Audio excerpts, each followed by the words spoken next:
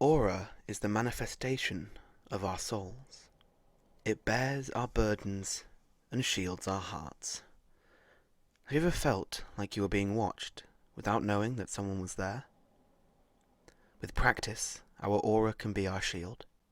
Everyone has it, even animals, although not monsters. The monsters we fight lack a soul. They are the creatures of Grimm, the manifestations of anonymity. They are the darkness, we are the light. Understanding both dark and light helps us manifest our aura. Everyone has some of both. By bearing your soul outward as a force, you can deflect harm. All our tools and equipment are conduits for aura. You project yourself and your soul while fighting. And if you want to look at it like a dimwit who didn't grow up in a long lineage of monster hunters, it's like a force field. For it is in passing that we achieve immortality. Through this we become a paragon of virtue and glory to rise above all, infinite in distance and unbound by death. I release your soul, and by my shoulder protect thee. Welcome everyone to the episode of RWBY Writes RWBY I am the most excited to write. In this episode, we see Weiss and RWBY develop as people, Yang and Blake meet under more suiting circumstances, and I get to rewrite Jean's complete ineptitude while still keeping him an audience surrogate by proxy. Let's get into it. The canon episode opens with Yang trawling the forest and searching for RWBY. I, however, am going to open the scene on Weiss and RWBY. Weiss is pacing and RWBY is looking confused. If I am to lead our team to victory, I must be well versed on my teammate's skill set. So, RWBY Rose, what can you do other than waste time? RWBY looks hurt at this. My semblance is speed, so... And she bolts around Weiss, and we see a small tornado of rose petals form before she comes to a sudden halt in front of Weiss. The camera pans down to show her feet, or ankles, depending on, editing restrictions, stuck in a black glyph. Rose petals fall around the pair as Weiss replies, "And mine is glyphs, but we knew this already. What can you—" And a twig snapping alerts them to another presence. They turn and are staring down the alpha Beowulf. RWBY charges it and immediately gets knocked into Weiss, and they both go down like bowling pins. RWBY pulls them aside as the Beowulf launches at them, swinging what would have been a lethal blow had they not moved. "Slow down," Weiss chides. "We need to work together." And with a slow zoom on the alpha roaring, we cut to Yang, the roar still audible in the distance.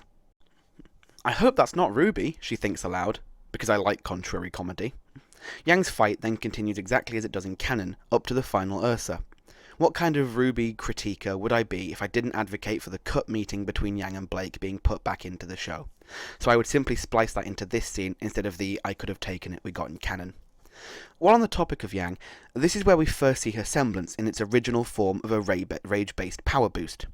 RWBY re-explains it in Volume 2 as, "With each hit she gets stronger, and she uses that energy to fight back." While I'm not opposed to semblances being similar or identical, see Carmine and Glinda for example, I am against the fact that Yang had a perfectly good semblance, and then they changed it to be more like Adam's. I don't understand why they would not only retcon one of our main character's abilities, but also retcon it so that it is a mildly altered version of another antagonist's.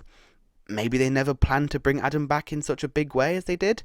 But either way, I'm going to keep Yang's semblance as a quote-unquote temper tantrum. How is me using my semblance any different than someone else using theirs? Because not everyone else's is basically a temper tantrum. This will admittedly make her fight with Roman's mech a little bit more difficult, but hopefully that will open it up to possibilities to make the whole fight a little bit more cinematic. Hopefully.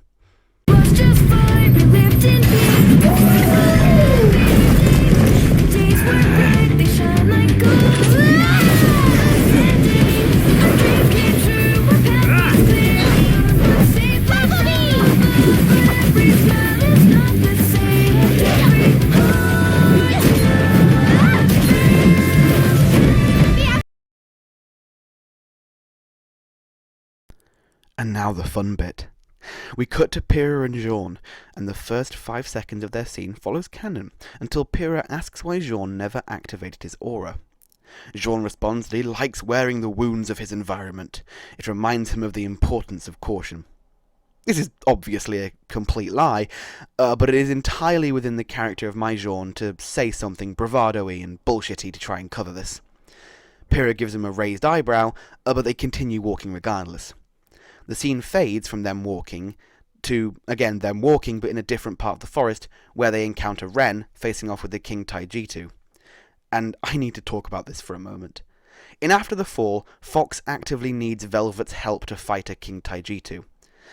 This may be because it was in the sand, and he can't see very well in the sand, see as far as Ada is concerned. But either way, Ren takes this one out single-handedly in the matter of, we can assume maybe 5-10 minutes while Pyrrha is talking to Jean about the importance of aura and how it shields our hearts. This suggests that Ren is on a power level far higher than Fox is, and that before he even receives any formal training, he is a better monster hunter than a second-year huntsman trainee. This is mental to me, so in my version, he is clearly losing this fight.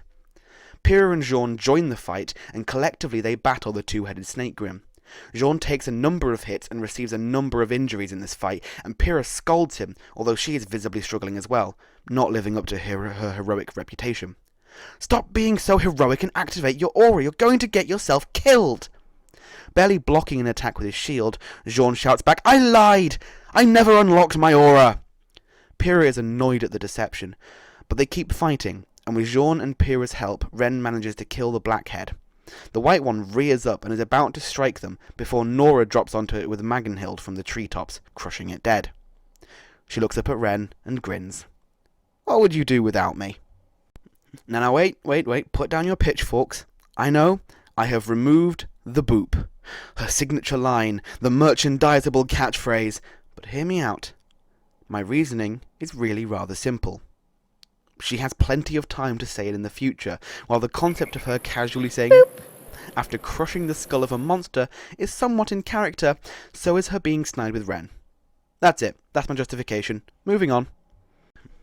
Also, I know that we're seeing Team Juniper act as a team before Team RWBY here, but I think that more accurately and effectively mirrors not only how Juniper was shown in the main series, but also in my tweaked version. Ren and Nora always came as a matching set, that was never disputable, and Pyrrha and Jean developed a rapport almost immediately, meaning that they were a much more cohesive team. Maybe if the show was called Juniper and not RWBY, we would have seen their struggles more, but as far as they are portrayed in the show, they are the model team, and I want to keep it that way. At least for now. After the fight, Renora split ways with Arcos in order to hasten the travel, and Pyrrha turns to Jean and starts chewing him out about how not telling her about his lack of aura. Does this mean he hasn't unlocked his semblance either? And boom, just like that, we the audience know that aura and semblances are intrinsically linked. We know from RWBY's show to Weiss that semblances are basically superpowers, and we can assume from Weiss asking specifically what hers was, that they are unitary and unique. Just like that, I have established the hard magic system of the universe, grounded it in a way that is easy to understand, and taught the audience all about it, without them even being known that they were being expositioned to. But I digress. Jean snaps back that Pyrrha took some hits back there as well. What was that all about? If Ren and Jean hadn't been there, she might have been killed. Pyrrha takes a deep breath to steady herself, and replies calmly. She won the Mistral tournament 4 years running, yes, but they were all against humanoid opposition. She's had almost no real training with Grimm outside academia. This adds some depth to Pyrrha's pedestal, as well as something that only Jean knows about her. Next, she admits that she came to this school in order to fill this glaring hole in her skill set. Then, she tells Jean to close his eyes and concentrate on looking inwards, within himself. He does so, and she performs the aura unlock, footage of which I will not put here because Rooster Teeth absolutely loves claiming it, even when it's backwards, upside down and small.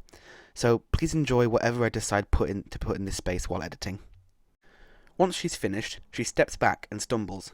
Jean jumps forward to catch her, but she waves him off. "Are you okay?" She responds that she has had to use some of her aura to unlock his, but aside from the small amount of her aura she gave him, all the energy protecting him is now his own. He has a lot of it. We see a yellowy-white shimmer surround him, with a fleck of red over his heart. They never really explained the aura unlocking thing. If it was a process with no overall drawback, why didn't everyone just do it? Therefore, in my version, if someone else unlocks your aura artificially, that is, it doesn't develop naturally and is instead forced out, that person has to give up a small portion of their own aura in order to do so. This means that only people with exceptional levels of aura, or even more exceptional control over their aura, can do it, explaining why not everyone in Mantle just unlocked each other's auras to keep themselves warm. Also, I thought this would be a really poetic way to say that Pyrrha would always be in his heart when she dies, because she literally is in his aura. Bittersweet, if you'd like. We zoom in on Pyrrha's eyes, and the dark green fades to a lighter shade as the camera zooms out on Professor Goodwitch, commentating on the pairings as she does in canon. The key switch in my version here is instead of besmirching Jean's transcripts, Glinda is going to say, "I don't care what his father thinks, that Jean boy is not ready." Because Jean is smart enough in canon to trick Goodwitch, although debatably not Oz, and yet is not aware of what aura is, which is dumb to me. So in my version, Jean was recommended by his dad and forced into training without the important prerequisites. But we don't learn this until his rooftop heart-to-heart with Pyrrha. You're wrong. I don't belong here. That's a terrible thing to say. Of course you do. No, I don't. I wasn't really accepted into Beacon. What do you mean? I mean, I didn't go to combat school, I didn't pass any tests, I didn't earn my spot at this academy. Also, Glinda doesn't ask what Oz used for relics this year. She's the deputy head, it's expected that she would know something like that. Obviously, this plays into his whole, oh, he's a mysterious old man who does things weirdly concept. But as a mysterious old immortal wizard as you are, you're still running a goddamn school, Ozpin. The chess theme is something that perpetrates the whole of Oz and Salem's relationship, so the kids collecting chess pieces is immediately good symbolism of them being merely pieces on the board of the immortals, even if we don't learn this until much later.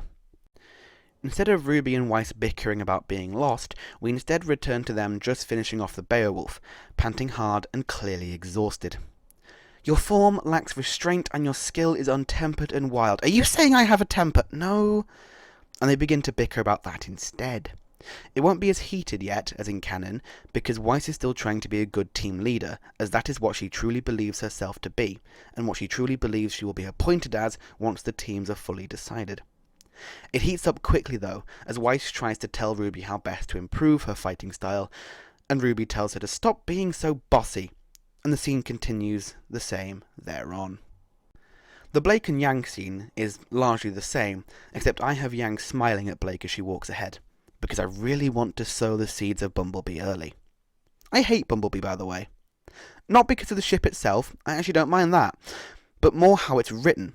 There's been a sudden shift from Yang not giving a damn to Yang falling out with Ruby and having an argument with her, and wondering if Blake thinks any less of her, all the whilst not giving half a damn about what Ruby, her sister, and the person with whom she actually had the argument thinks about her. And this bugs the hell out of me. What you're saying is it can't be done. It's pointless. And even if you got the message out, there's no guarantee help would come. It's not pointless. Atlas is only Salem's current target. She's not hiding anymore, and once she's done here, she'll move on to the rest of Remnant. We need to warn them! Ruby, when we came here, we said we'd follow your lead. But things haven't exactly worked out.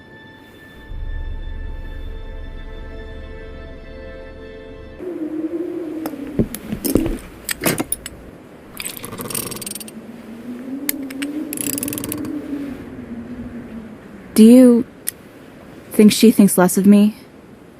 For not helping out with Amity? Ruby is your sister. She's always going to love you, even if you disagree with each other. Yeah. Ruby.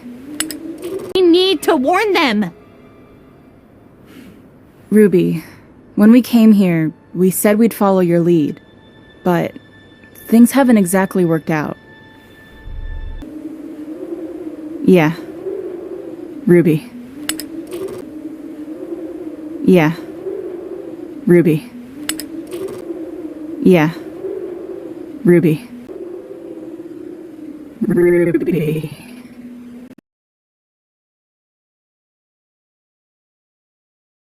But avoiding the lynching that rant will get me, we move back to Jean and Pyrrha arriving at the Deathstalker den.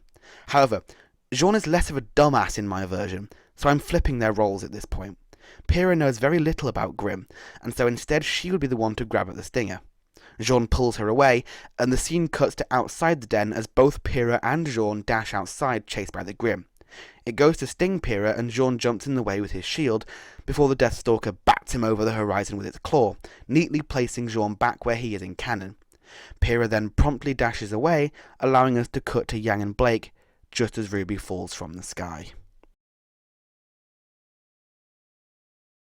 Can we talk about Jean's semblance for a moment? Obviously it's aura amp, but we only ever see that as either healing or semblance boosting. But if we take Pyrrha's speech as canon, his semblance is so much more versatile than Rooster Teeth have ever allowed it to be. He could use it to make dust more potent, sorry Coco. He'd make guns fire faster or blades sharper, as, you know, all our tools and equipment are conduits for aura. He could make people faster, stronger, more durable. He could be such an effective support class, but he's been relegated to healing and helping Ren mask people's emotions. Hell, if he boosted Ruby, she might even be able to teleport without the petal burst. Just pop and she's there. But they don't let him. Probably because they know how accidentally OP they made him. He is limited purely by his imagination and the imagination of his allies. Anyway, I'm not going to rant forever because this video is already far too long. So with all that being said, have a great rest of your day, and I'll see you next time.